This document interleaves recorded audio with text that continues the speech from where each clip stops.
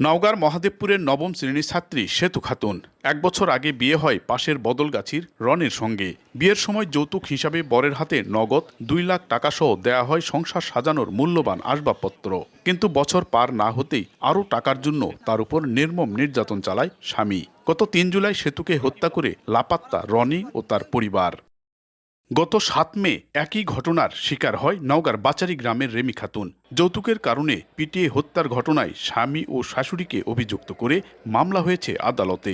এদিকে স্বামীর পরকীয়ার কারণে সংসার ভাঙা রাবেয়া গত ৯ বছর ধরে ঘুরছেন আদালতে। টাকা চাইতো, যৌতুক চাইতো, সে বলে কি গলা টিপে হত্যা করবো তাকে।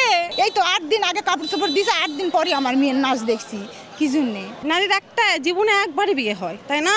তাই বলে আজকে বিয়ে করবে, কালকে ছুঁড়ে মানে ফেলে দিবে, তা তো হয় না।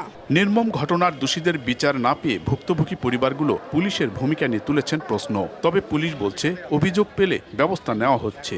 আমরা প্রত্যেকটা ইস্যুকে কিন্তু সবচেয়ে বেশি প্রায়োরিটি দিয়ে অ্যাড্রেস করে থাকি। সুতরাং থানার দিক থেকে যতটুকু সাপোর্ট দেওয়ার দরকার, শতভাগ সাপোর্ট আমার থানা দিয়ে থাকে। নারী নির্যাতন মামলায় বিচার প্রাপ্তিতে দীর্ঘসূত্রিতার কারণে ঘটনার প্রবাহ বাড়ছে বলে মনে করছেন মানবাধিকার কর্মীরা।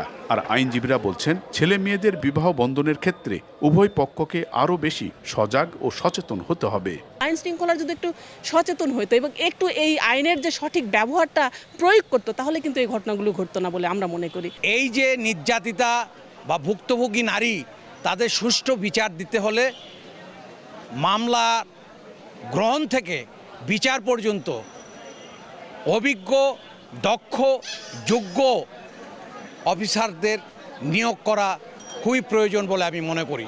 গত বছরের চেয়ে গত ৬ মাসে নারী নির্যাতন মামলা বেশি রুজু হয়েছে বলছে লিগ্যাল এইড অফিস। বিগত ২৪ সালের ৬ মাসের চেয়ে ২০২৫ সালের ৬ মাসে আমাদের আবেদন প্রাপ্তি, নিষ্পত্তি, অর্থ আদায় সবকিছুই বৃদ্ধি পেয়েছে। আইন শৃঙ্খলা বাহিনীর তথ্য বলছে গত ২ মাসে জেলায় যৌতুক সংক্রান্ত ঘটনায় ৩ নারীকে পিটিয়ে হত্যা করা হয়েছে। আর নারী নির্যাতন ঘটনার আদালতে বিচারাধীন মামলার সংখ্যা ২,৬৬৪টি।